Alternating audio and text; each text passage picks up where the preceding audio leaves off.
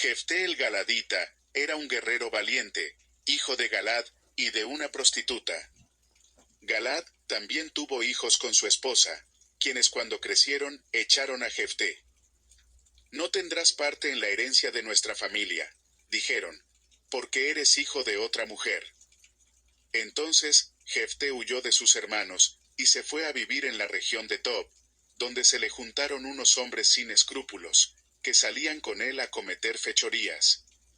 Después de algún tiempo, cuando los amonitas hicieron la guerra contra Israel, los jefes de Galaad fueron a traer a Jefté de la tierra de Tob.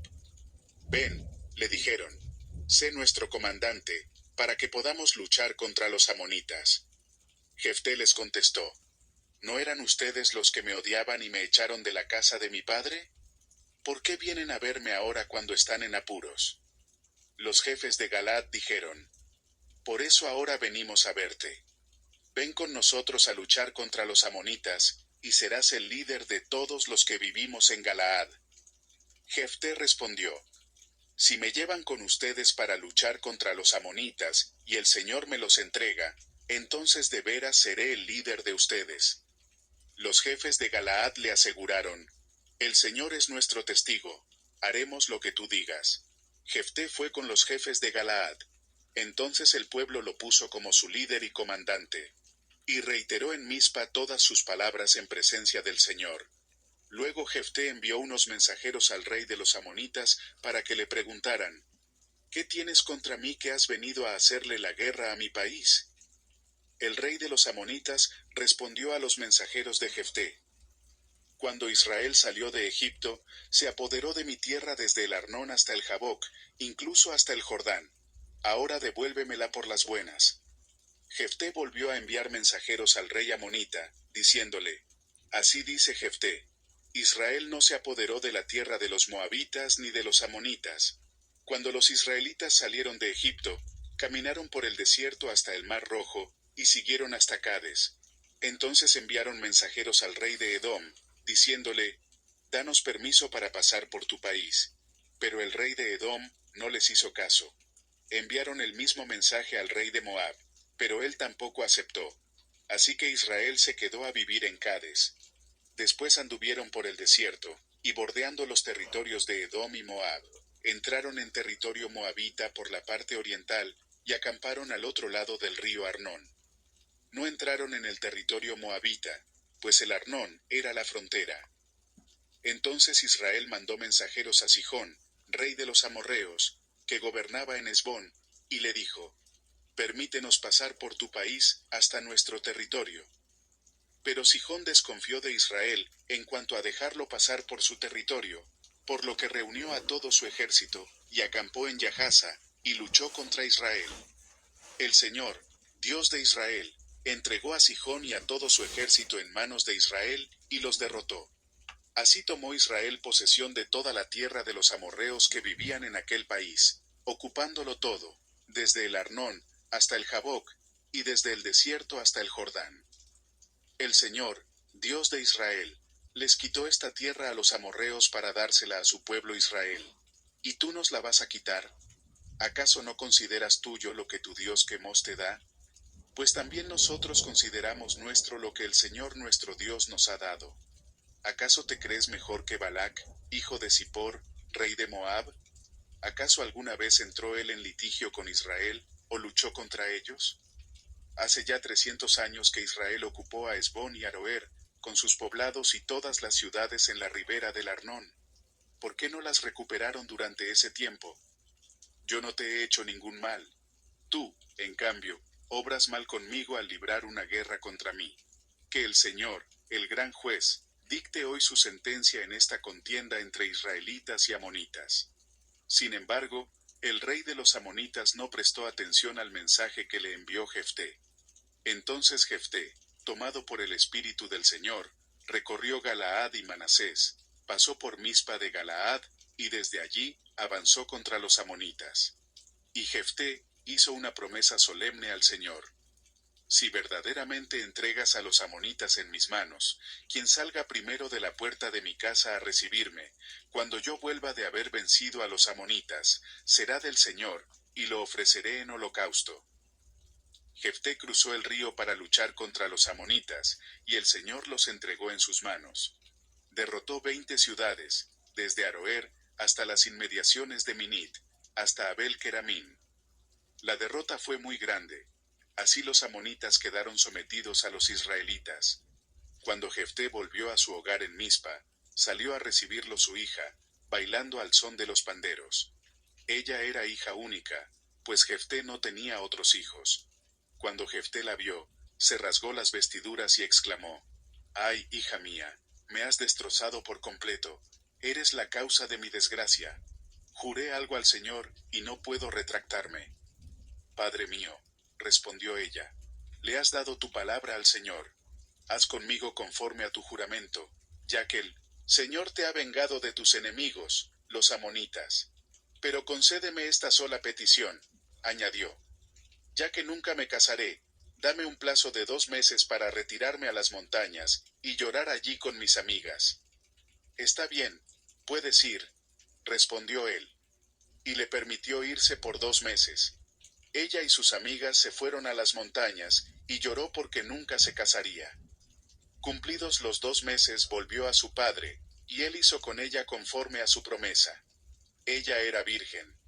De allí se originó la costumbre israelita de que todos los años, durante 4 días, las muchachas de Israel recordaran a la hija de Jefté de Galaad. Los hombres de Efraín se alistaron, cruzaron el río hacia Safón, y dijeron a Jefté: «¿Por qué fuiste a luchar contra los amonitas sin llamarnos para ir contigo? Ahora prenderemos fuego a tu casa, contigo adentro». Jefté respondió: «Mi pueblo y yo estábamos librando una gran contienda con los amonitas. Aunque yo los llamé, ustedes no me libraron de su poder. Cuando vi que ustedes no me ayudarían, arriesgué mi vida, marché contra los amonitas, y el Señor los entregó en mis manos. ¿Por qué, pues, han subido hoy a luchar contra mí?». Entonces Jefté reunió a todos los hombres de Galaad, y lucharon contra los de la tribu de Efraín. Los de Galaad derrotaron a los de Efraín, porque éstos les habían dicho: «Ustedes los galaditas son renegados de Efraín y Manasés». Los galaditas ocuparon los cruces del Jordán que conducen a Efraín, y cada vez que algún sobreviviente de Efraín decía: «Déjenme cruzar», los hombres de Galaad preguntaban: «¿Eres de la tribu de Efraín?». Si él contestaba: «No», ellos decían: «Muy bien, di Shibolet». Si decía Sibolet, porque no podía pronunciar la palabra correctamente, lo agarraban, y allí mismo, en el cruce del Jordán, lo degollaban. En aquella ocasión murieron 42,000 hombres de la tribu de Efraín. Jefté lideró a Israel durante 6 años. Cuando murió Jefté el Galaadita, fue sepultado en su pueblo de Galaad. Después de Jefté, lideró a Israel Ibsán de Belén. Tuvo 30 hijos y 30 hijas. A sus hijas las dio en matrimonio a gente que no pertenecía a su clan, y para sus hijos trajo como esposas a 30 muchachas que no eran de su tribu. Ibsán lideró a Israel por 7 años. Cuando murió, fue sepultado en Belén. Después de Ibsán lideró a Israel Elón, de la tribu de Zabulón, durante 10 años. Cuando murió Elón el Zabulonita, fue sepultado en Ayalón, en el territorio de Zabulón. Después de Elón, lideró a Israel Abdón, hijo de Hilel, de Piratón. Tuvo 40 hijos y 30 nietos, cada uno de los cuales montaba su propio asno. Lideró a Israel durante 8 años.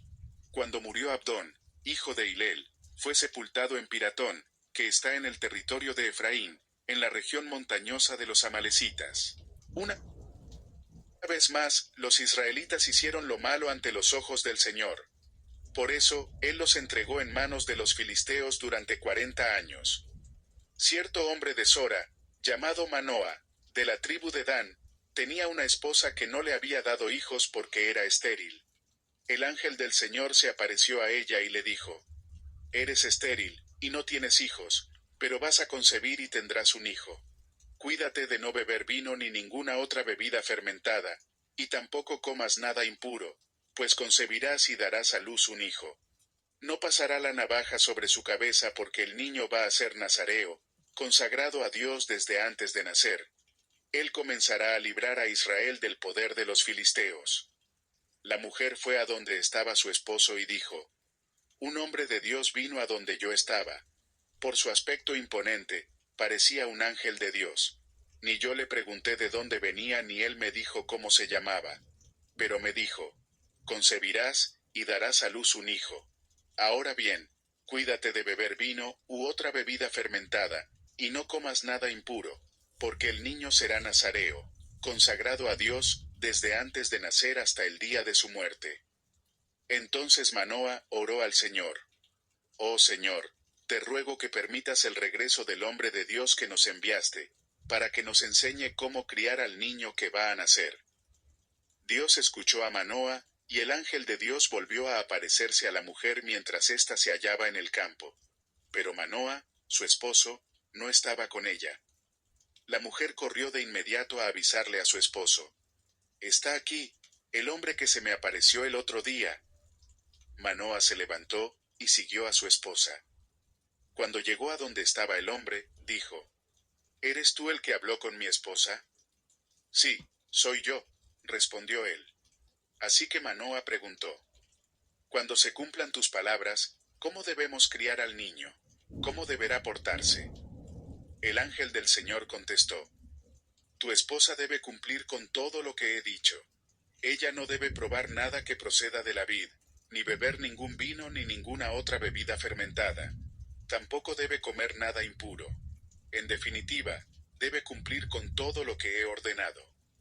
Manoa dijo al ángel del Señor: Nos gustaría que te quedaras hasta que te preparemos un cabrito. Pero el ángel del Señor respondió: Aunque me detengan, no probaré nada de tu comida. Pero si preparas un holocausto, ofréceselo al Señor. Manoa no se había dado cuenta de que aquel era el ángel del Señor. Así que le preguntó: ¿Cómo te llamas, para que podamos honrarte cuando se cumpla tu palabra? ¿Por qué me preguntas mi nombre? Respondió el ángel del Señor: Es un misterio maravilloso. Entonces Manoa tomó un cabrito, junto con la ofrenda de cereales, y lo sacrificó sobre una roca al Señor. Y mientras Manoa y su esposa observaban, el Señor hizo algo maravilloso. Mientras la llama subía desde el altar hacia el cielo, el ángel del Señor ascendía en la llama. Al ver eso, Manoa y su esposa se postraron en tierra sobre sus rostros. Y el ángel del Señor no se volvió a aparecer a Manoa y a su esposa. Entonces Manoa se dio cuenta de que aquel era el ángel del Señor. Estamos condenados a morir, dijo a su esposa. Hemos visto a Dios. Pero su esposa respondió: Si el Señor hubiera querido matarnos, no nos habría aceptado el holocausto ni la ofrenda de cereales de nuestras manos. Tampoco nos habría mostrado todas esas cosas ni anunciado todo esto. La mujer dio a luz un niño, y lo llamó Sansón. El niño creció, y el Señor lo bendijo. Y el Espíritu del Señor comenzó a manifestarse en él mientras estaba en Mahané-Dan, entre Sora y Estaol. Sansón descendió a Timná, y vio allí a una joven filistea. Cuando él volvió, dijo a sus padres: He visto en Timná a una joven filistea. Pídanla para que sea mi esposa. Pero su padre y su madre le dijeron: ¿Acaso no hay ninguna mujer aceptable entre tus parientes o en todo nuestro pueblo, que tienes que ir a buscar una esposa entre esos filisteos incircuncisos? Sansón respondió a su padre: Pídeme a esa, que es la que a mí me gusta. Su padre y su madre no sabían que esto era de parte del Señor, que buscaba la ocasión de confrontar a los filisteos, porque en aquel tiempo los filisteos dominaban a Israel. Así que Sansón descendió a Timná junto con su padre y su madre. De repente, al llegar a los viñedos de Timná, un rugiente cachorro de león le salió al encuentro. Pero el Espíritu del Señor vino con poder sobre Sansón, quien a mano limpia despedazó al león, como quien despedaza a un cabrito. Pero no contó ni a su padre ni a su madre lo que había hecho. Luego fue, y habló con la mujer que le gustaba.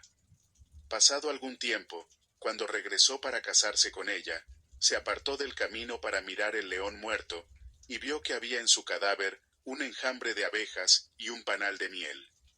Tomó con las manos un poco de miel, y comió, mientras proseguía su camino. Cuando se reunió con su padre y su madre, les ofreció miel, y también ellos comieron, pero no les dijo que la había sacado del cadáver del león. Después de eso su padre fue a ver a la mujer. Allí Sansón ofreció un banquete, como era la costumbre entre los jóvenes. Cuando los filisteos lo vieron, le dieron 30 compañeros para que estuvieran con él. Permítanme proponerles una adivinanza, les dijo Sansón. Si me dan la solución dentro de los 7 días que dura el banquete, yo les daré 30 vestidos de lino y 30 mudas de ropa. Pero si no me la dan, serán ustedes quienes me darán los 30 vestidos de lino y 30 mudas de ropa de fiesta. Dinos tu adivinanza, respondieron, que te estamos escuchando. Entonces les dijo, del que come salió comida, y del fuerte salió dulzura. Pasaron 3 días, y no lograron resolver la adivinanza. Al cuarto día dijeron a la esposa de Sansón, seduce a tu esposo para que nos revele la adivinanza. De lo contrario, te quemaremos a ti y a la familia de tu padre. ¿Acaso nos invitaron aquí para robarnos? Entonces la esposa de Sansón se tiró sobre él llorando y dijo, me odias, en realidad no me amas. Le propusiste a mi pueblo una adivinanza, pero no me has dicho la solución. Ni siquiera se la he dado a mi padre ni a mi madre, respondió él. ¿Por qué habría de dártela a ti? Pero ella lloró los 7 días que duró el banquete, hasta que al fin, el 7.º día, Sansón le dio la solución, porque ella seguía insistiéndole. A su vez, ella fue, y reveló la solución a los de su pueblo. Antes de la puesta del sol del 7.º día, los hombres de la ciudad dijeron, ¿qué es más dulce que la miel? ¿Qué es más fuerte que un león? Sansón respondió, si no hubieran arado con mi ternera, no habrían resuelto mi adivinanza. Entonces el espíritu del Señor vino sobre Sansón con poder, y éste descendió a Ascalón, y derrotó a 30 de sus hombres, les quitó sus pertenencias, y les dio sus ropas a los que habían resuelto la adivinanza. Luego, enfurecido, regresó a la casa de su padre. Entonces la esposa de Sansón fue entregada a uno de los que lo habían acompañado en su boda.